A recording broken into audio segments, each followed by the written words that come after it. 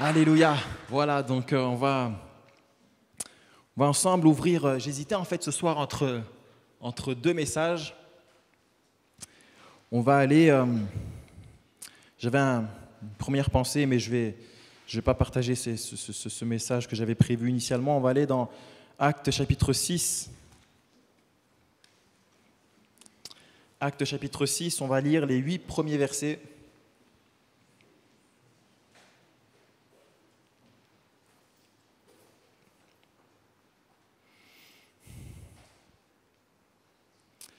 Actes chapitre 6, donc à partir du verset 1er.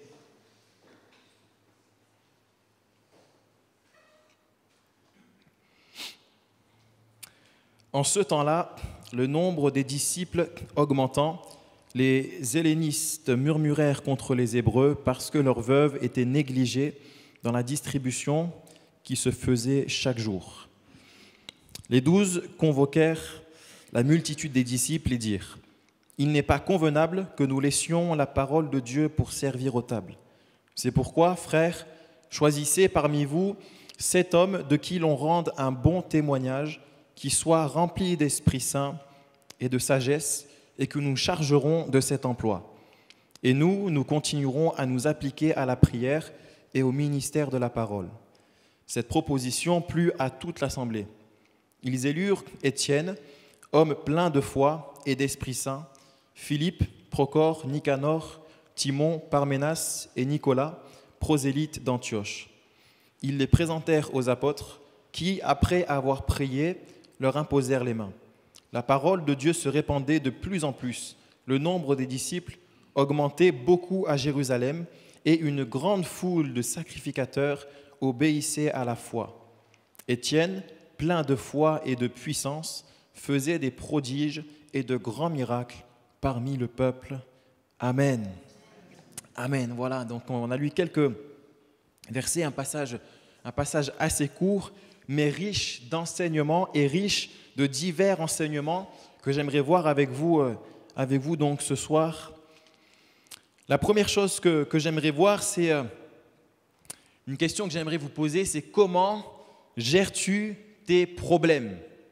On a lu dans Actes chapitre 6, à un moment donné, il est question, donc au début de ce chapitre, alors que l'Église donc augmente, il est dit le nombre des disciples augmente, et ça c'est une grâce de Dieu, le Seigneur fait avancer l'Église, le Seigneur fait aller de l'avant son Église, le nombre des disciples augmente, et là on aurait plus dû trouver de la louange, de la reconnaissance, on aurait dû trouver de l'encouragement, mais voilà que alors que le nombre des disciples augmente, il y a un problème, ça va amener un problème. Il est dit qu'il y avait donc des veuves de deux groupes différents qui étaient donc prises en charge, qui étaient donc nourries, et l'un de ces deux groupes était donc négligé. Et donc ça va créer un problème, ça va créer des tensions, ça va créer comme des disputes entre ces deux groupes, et ça va se répandre donc dans l'Église. Et à ce moment-là, alors que l'Église va bien, alors que l'Église avance, alors que des âmes sont sauvées, ce problème survient et ça crée quelque chose de très compliqué, et ça aurait pu mettre un frein à l'avancement et à la croissance de l'Église à ce moment-là. Et je crois que des fois, les problèmes peuvent arriver alors qu'on ne s'y attend pas, alors qu'on ne les voit pas du tout arriver, puisque les choses vont plus ou moins bien dans notre vie. Peut-être les choses vont très bien dans notre vie, on avance avec le Seigneur, au travail ça va, avec la famille ça va, et puis comme du jour au lendemain, un problème peut arriver, et si on ne gère pas bien le problème qui arrive, alors ça peut mettre un coup dans notre croissance spirituelle et dans le bonheur et dans la paix qu'on a en Dieu. Et c'est pour ça que c'est très important de bien savoir gérer ces problèmes. Alors comment gères-tu tes problèmes ? Ici, l'Église, elle a donc géré les problèmes de la bonne façon. Et quand un problème arrive, le piège, c'est que quand quelque chose nous inquiète, quelque chose qui peut nous inquiéter arrive, on est rempli de crainte, et alors on peut tout de suite réagir sans avoir au préalable réfléchi et prié pour ça. Et quand on essaye de gérer un problème sans avoir réfléchi et sans avoir prié, alors on va mal gérer le problème, c'est sûr et certain. Ça va envenimer les choses, le problème va peut-être même s'aggraver, et la paix qu'on avait avant, la croissance qu'on avait connue avant, elle va certainement être freinée à cause bien plus du problème en lui-même, surtout à cause de la mauvaise gestion du problème, de notre mauvaise gestion du problème. Quand ce problème est arrivé ici, dans les Actes des Apôtres, les apôtres ont dit, donc les 12 vont convoquer la multitude et ils vont dire, il n'est pas convenable que nous laissions la parole de Dieu pour servir aux tables, parce que donc leur travail c'était de s'occuper de l'église, de proclamer la parole, de prêcher la parole. Ils ne pouvaient pas être partout, ils ne pouvaient pas tout faire, il fallait absolument trouver une solution à ce problème et ils vont donner une solution en disant, frères, choisissez des personnes qui rendent un bon témoignage, qui soient pleins d'Esprit Saint et de sagesse et que nous chargerons de cet emploi. On s'aperçoit qu'ici, ils vont donner une réponse à ce problème et dans cette réponse, il y a vraiment l'Esprit de Dieu qui est là, qui inspire, l'Esprit de Dieu qui conduit les choses parce que c'est une réponse à un problème, une réponse qui est pleine de sagesse, qui va calmer les murmures des deux groupes, qui va calmer le problème qui arrive, une réponse pleine de sagesse. Ils ne vont pas se précipiter parce qu'ils comptent sur le Seigneur, ils s'appuient sur le Seigneur et ils se laissent inspirer et conduire par le Seigneur. Alors toi, à ton tour, quand des problèmes arrivent, que ce soit des problèmes financiers, que ce soit des problèmes familiaux, que ce soit des problèmes dans les études, que ce soit des problèmes physiques au niveau de la maladie, comment est-ce que tu gères tes problèmes ? Parce que souvent, quand on apprend une mauvaise nouvelle, quand quelque chose survient de mauvais dans notre vie, la première chose qui se passe, c'est que la crainte peut envahir notre cœur. Et si on laisse la crainte envahir notre cœur, alors on tombe à ce moment-là dans un piège. Et en fait, on est tous pareils. À un moment donné ou à un autre, la crainte, elle peut venir dans notre cœur, à nous tous. Mais ce qu'il se passe après, c'est ça le plus important. Une fois que le problème arrive, que la crainte, ok, l'inquiétude envahit ton cœur, qu'est-ce que tu fais ? Est-ce que tu vas laisser la crainte, l'inquiétude prendre une place et demeurer dans ton cœur ? Ou est-ce que tu vas te placer devant le Seigneur et dire, Seigneur, c'est vrai, il y a un problème, on n'est pas des fous, on ne fait pas comme si on ne voyait rien, on ne fait pas comme si on était dans le déni, comme s'il n'y avait pas de problème. Il y a un vrai problème. Quand il y a un problème, il faut accepter qu'il y a un problème. Et quand on accepte qu'il y a un problème, on gère le problème avec le Seigneur et surtout, on laisse le Seigneur gérer le problème. Et on ne cherche pas à mettre les choses sous le tapis, à les mettre les choses de côté, à même oublier le problème, parce que nous, on peut peut-être essayer d'oublier, mais tant qu'on ne l'a pas réglé, le problème, il est toujours là. Et donc, s'il y a un problème, il faut le régler, mais il faut le régler de la bonne manière et avec l'aide et l'inspiration du Saint-Esprit. Et c'est donc ce qu'ont fait ici donc les 12 apôtres. Ils ont amené une réponse à un problème compliqué et une réponse pleine de sagesse. D'ailleurs, on le voit, c'était évident puisque la Bible nous dit cette proposition plut à toute l'assemblée. Et en fait, il y avait un problème qui était là, qui commençait à venir. Ça aurait pu faire de grands dégâts, mais une réponse donnée à ce problème avec l'Esprit de Dieu, ça a calmé les ardeurs des uns et des autres et ça a même réuni à nouveau toute l'assemblée, était donc d'accord avec ce qui a été proposé. Et je crois que c'est vraiment très important de faire attention à cela parce que lorsqu'on gère un problème par nous-mêmes, ça peut faire encore plus de dégâts. Déjà que les dégâts ont peut-être déjà commencé à se faire, ils peuvent continuer à être encore davantage présents et évidents. Mais si on laisse le Seigneur nous conduire et nous aider, le Seigneur va régler le problème parce que le Seigneur est capable de régler tous nos problèmes. Mais encore faut-il y croire et si on y croit, encore faut-il déposer nos problèmes aux pieds du Seigneur. Alors oui, comment gères-tu tes problèmes ? Et c'est pour ça que je vous encourage vraiment à tout déposer aux pieds du Seigneur.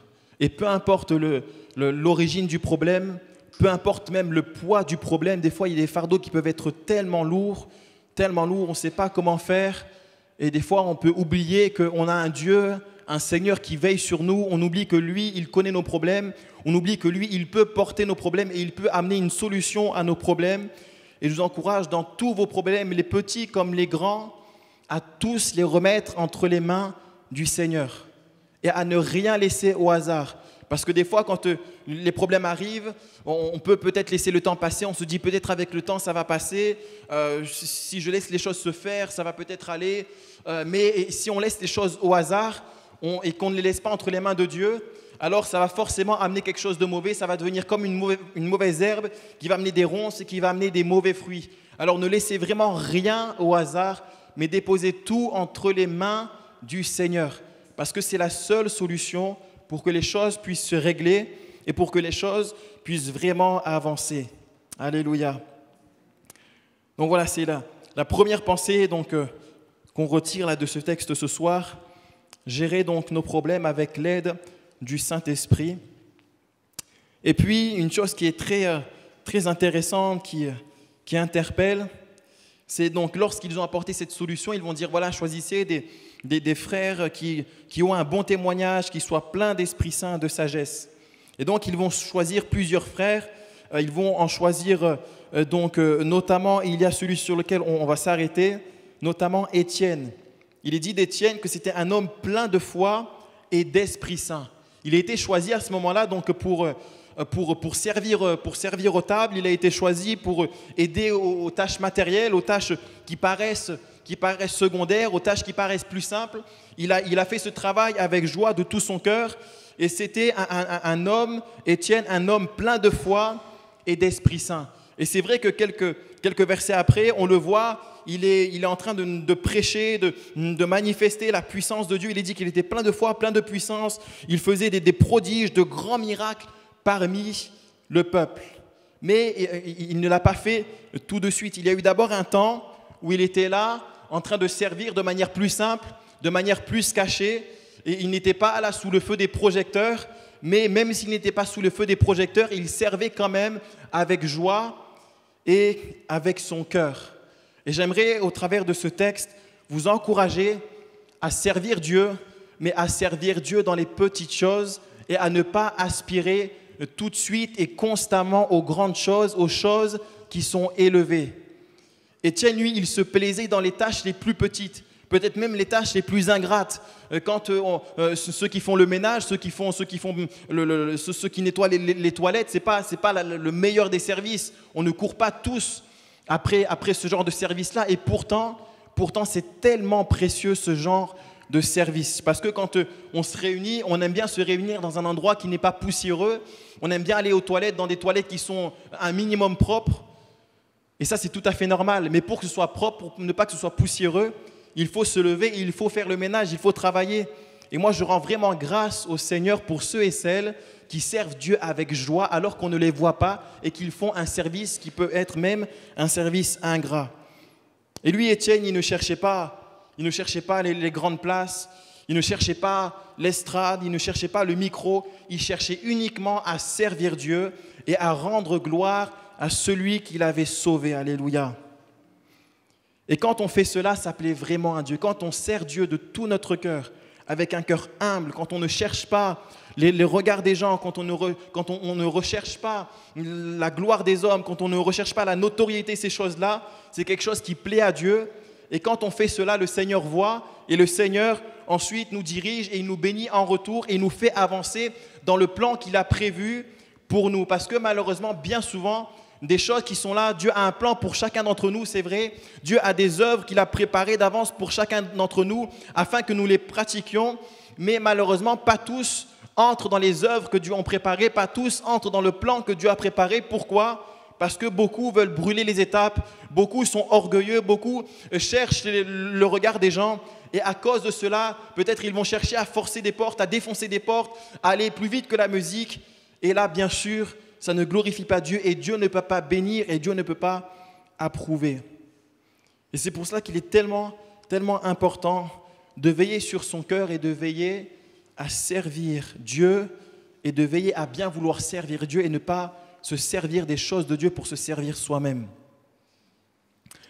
Alors oui, donc ne pas chercher les grandes choses. Et donc Étienne qui avait un cœur si simple, si humble, Dieu ensuite l'a béni. Et on le voit comme on l'a lu, il était là plein de foi et de puissance. Il faisait des miracles, des prodiges parmi le peuple. Parce que Dieu a vu dans le cœur d'Étienne un cœur humble, un cœur qui voulait vraiment le servir et le glorifier, un cœur qui était prêt à être utilisé par le Saint-Esprit. Et quand on a un tel cœur, une telle disposition de cœur, Dieu ne peut que se servir de nous et nous élever, mais pour sa gloire, pour que nous puissions élever son nom. Amen. Alléluia. Donc voilà, ne pas chercher les grandes choses et laisser le Seigneur nous conduire en toutes choses et en son temps. Et puis une autre chose que j'aimerais voir avec vous, c'est toujours par rapport par rapport à Étienne. Donc Étienne, il est dit qu'il était plein de foi, d'Esprit Saint et de puissance. Il était plein de la présence de Dieu. Quand les gens voyaient Étienne, ils voyaient quelqu'un qui aimait Dieu, quelqu'un qui voulait servir Dieu. C'était évident, c'était indéniable. Et toi, quand on te voit, qu'est-ce qu'on voit? Est-ce qu'on voit quelqu'un qui est plein de la présence de Dieu, quelqu'un qui aime vraiment Dieu, quelqu'un qui veut vraiment servir Dieu, ou on voit autre chose? Parce que dans tous les cas, l'un et l'autre se voient. Quand on est plein de Dieu, ça se voit. Si ça ne se voit pas, ça veut dire qu'on n'en est pas plein. Et donc, c'est le contraire, malheureusement. Mais Étienne, lui, il était rempli de foi. Son cœur était rempli de confiance en Dieu. Son cœur était rempli du Saint-Esprit. Il n'était pas rempli de lui-même, il n'était pas rempli de sa chair, mais il était rempli du Saint-Esprit. Il voulait marcher selon l'Esprit. Et parce qu'il en était rempli, il marchait par l'Esprit toute sa vie, de A à Z, du début à la fin, toute sa vie, toutes les zones de sa vie, tous les domaines de sa vie, glorifier réellement Dieu. Il était plein de la présence de Dieu. Et j'aimerais te poser la question, de quoi est-ce que tu es plein ce soir? Est-ce que tu es plein de foi ou est-ce que tu es plutôt plein d'incrédulité? Est-ce que tu es plein de puissance? Quelqu'un qui est courageux, quelqu'un qui, lorsqu'il voit des problèmes, il sait que le Seigneur est avec lui, un peu comme David, lorsque l'ours, le lion arrivait, il allait et il arrachait la brebis de la gueule du lion, de l'ours, parce qu'il savait que Dieu était avec lui. Est-ce que tu es plein de puissance ou plein de faiblesse? Quand un problème arrive, quand une situation compliquée arrive, tout de suite, voilà, tu as de la crainte, de la peur, tu demeures dans la crainte, tu demeures dans la peur, tu ne sais pas comment faire, tu trembles. Dans quel état es-tu et de quoi ton cœur est-il plein? Et est-ce que tu es plein du Saint-Esprit ou est-ce que tu es plein de toi-même? Et la réponse à ces questions sont vraiment très, très importantes parce que c'est ça qui va déterminer la suite de ta vie et la suite de ta vie chrétienne. Parce que forcément, si tu es plein de foi, Dieu aime la foi. Il est dit, sans la foi, il est impossible de lui être agréable. Et quand on est agréable à Dieu parce qu'on a la foi, alors Dieu nous bénit à cause de notre foi et Dieu nous fait avancer et on avance réellement, on va de progrès en progrès, on va de gloire en gloire parce qu'on est plein de foi, alors Dieu nous fait avancer. Quand on est plein de puissance, quand on est plein d'Esprit Saint, alors forcément il y a la présence, la puissance de l'Esprit de Dieu qui est avec nous et on ne peut que avancer et rien ni personne ne peut arrêter une personne qui est remplie de la présence de Dieu. Alléluia. Amen. Mais le contraire aussi est vrai. Quelqu'un qui n'est pas rempli de la présence de Dieu, un rien peut l'arrêter, un rien peut le décourager, un rien peut le freiner. Dans la vie chrétienne, c'est soit tu avances, soit tu recules. Et si tu veux avancer, il te faut à tout prix être rempli de la présence de Dieu. Parce que si ce n'est pas le cas, si c'est tout à fait le contraire, alors tu vas plutôt stagner, tu vas même reculer, tu vas même régresser parce que tu as de l'incrédulité dans ton cœur, parce que tu as de la crainte dans ton cœur, alors tu ne pourras pas avancer avec le Seigneur. Et si Étienne a pu à ce point avancer avec le Seigneur, d'abord on le voit, on lui a fait confiance avec d'autres, on lui a fait confiance pour qu'il puisse servir aux tables. C'est déjà là une étape qu'il a franchie. Et puis ensuite on le voit en train de faire des choses glorieuses avec l'Esprit du Seigneur. Pourquoi a-t-il pu à ce point avancer si ce n'est pour une seule raison? Parce que sa vie, son cœur était rempli de la présence de Dieu. Alléluia. Alors si tu veux avancer vraiment avec Dieu, cherche à tout prix à être rempli de la présence de Dieu. Et comme Paul le dit, tes progrès seront évidents pour tous. Pour tous. Et si on le fait, ce n'est pas pour que les gens le remarquent, ce n'est pas pour que les gens le voient, c'est parce qu'on aime Dieu, c'est parce qu'on veut le servir, c'est parce qu'il y a le peuple de Dieu qui a besoin d'avancer, d'être encouragé, des âmes qui ont besoin d'être sauvées. Tout ce qu'on fait, on le fait pour le Seigneur. Mais quand on le fait pour le Seigneur, quand on est rempli de lui, alors c'est évident. C'est comme un arbre, comme il est planté près d'un courant d'eau, comme c'est écrit, le feuillage ne se flétrit pas et son fruit est là et le fruit demeure et le fruit peut être en bénéfice pour plusieurs créatures. Et de la même manière, si tu es plein de la présence de Dieu, tu seras comme un arbre qui va porter du fruit et qui va porter beaucoup de fruits. Alléluia. Peut-être que même au début, tu ne vas pas t'en rendre compte, Tu vas passer davantage de temps à prier, davantage de temps à méditer la parole, davantage de temps dans la maison du Seigneur, à venir aux réunions, parce que ça, c'est quelque chose aussi qu'il ne faut pas négliger. Je ne veux pas faire le relou, mais je vous encourage vraiment à venir aux réunions de semaine autant que vous le pouvez. Venez aux réunions de semaine, même aux réunions dites d'évangélisation, c'est tellement bon. Moi, le premier, ça fait 12 ans que je suis converti. Encore aujourd'hui, je le dis, le Dieu en est témoin. Même les réunions d'évangélisation, ça me fait du bien.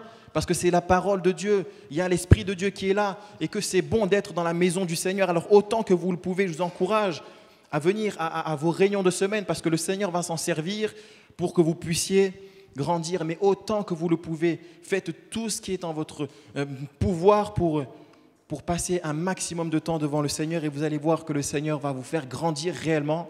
Et donc comme je le disais, peut-être que vous n'allez pas vous en rendre compte, mais ceux qui sont autour de vous, ils vont le voir. Alors ceux qui ne sont pas chrétiens, ils vont peut-être dire « Oh, qu'est-ce qui t'arrive là, t'es un peu plus calme, un peu plus tranquille, réveille-toi un peu. » Bon, bien sûr, ceux-là, il ne faut pas les écouter, vous avez compris. Mais ceux qui aiment le Seigneur, ils vont vous encourager parce qu'ils vont voir un changement, ils vont voir du progrès.